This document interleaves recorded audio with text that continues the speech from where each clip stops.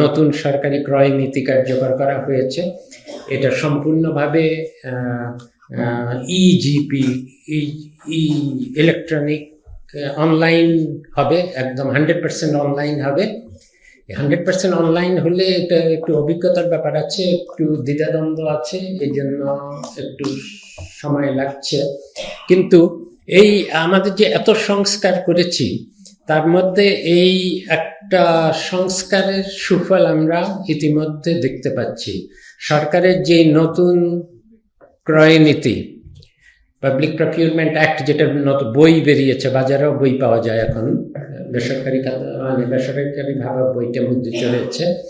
এর ফলে যেমন এটা একটা অনেকে নিয়ে কিন্তু বিদেশে গবেষণাও করছে, অনেক পিএইচডি থিসিসের ছাত্ররা এখন আসছে এখান থেকে এই ডাটাগুলো নেওয়ার জন্য।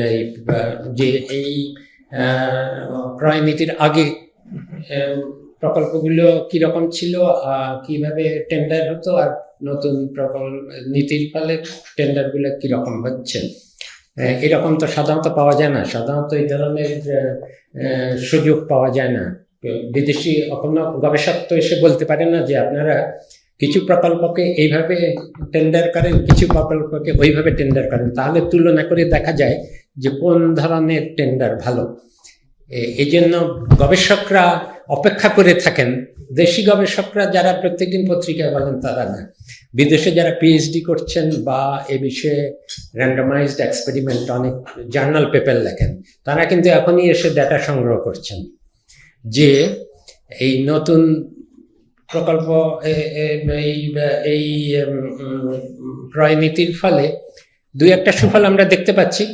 সেটা হলো যে আগে এক একটা টেন্ডারে গড়ে 2-3টা টেন্ডার পত্র পড়তো বড় বড় টেন্ডারের ক্ষেত্রে, এখন গড়ে 7-8টা করে টেন্ডার পড়ছে। তার একটা কারণ হয়েছে আমরা যে টেন্ডার মূল্যায়নের পদ্ধতি এমন করেছি যে নতুন যারা ব্যবসাতে ভালো রেকর্ড আছে, যাদের কর পরিশোধ করতে পারে ভালো, যাদের কর্পোরেট গভর্নেন্স ভালো, তারা আগে টেন্ডারের অভিজ্ঞতা না থাকলেও ওই সেক্টরে বা কোনো সেক্টরেই তারা এখন অংশগ্রহণ করতে পারবেন। অন্তত পক্ষে যিনি মূল টেন্ডার নিচ্ছেন তার পার্টনার হিসাবে অংশগ্রহণ করতে পারবেন। আর হলো দেখা যাচ্ছে যে যেই দরে এই টেন্ডারগুলো হচ্ছে, এটা মনে হয় খুব অনেক বেশি আগের থেকে প্রতিযোগিতামূলক হচ্ছে। আগে একটা নিম্ন 10%-এর একটা ব্যান্ড ছিল, সবাই সেখানে যেত এবং সেখান থেকে ওই 2-3 জনের মধ্যে ভাগাভাগি করে একজনে একটা নিয়ে নিত। এখন দেখা যাচ্ছে বিভিন্ন মানে 10% প্লাস আর 10% মাইনাস না প্রাক্কলিত ব্যয়ের বিভিন্ন ধরনের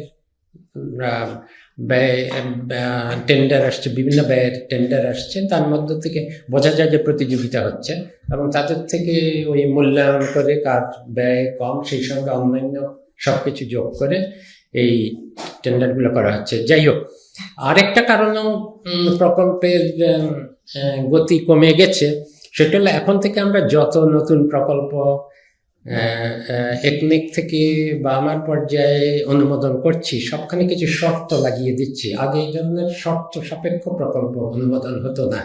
এই শর্তগুলো হলো যে চলমান এই যে প্রকল্পগুলোতে প্রায় প্রতি ক্ষেত্রেই প্রতি 6 মাস অন্তর বা নির্দিষ্ট সময় অন্তর যিনি প্রকল্প পরিচালক আছেন তাকে একটা প্রকল্পের অগ্রগতি এবং মূল্যায়ন, অগ্রগতি এবং কাজের মূল্যায়ন নিয়ে একটা গুণগত মান নিয়ে একটা প্রতিবেদন পরিকল্পনা কমিশনে এবং তাদের মন্ত্রণালয়ে জমা দিতে হবে।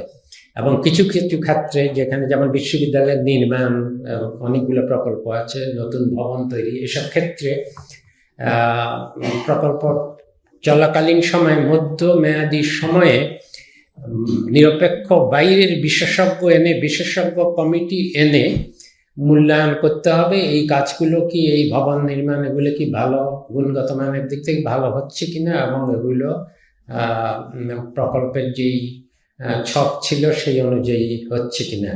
কাজে এই নতুন শর্তগুলো দেওয়ার ফলে হয়তো প্রকল্পে, আমি জানি না কারণ প্রকল্পের বাস্তবায়ন গতি কমবে কিনা, কিন্তু আমি আশা করি যে প্রকল্পের গুণগত মান বাড়বে শর্তগুলো দেওয়ার ফলে।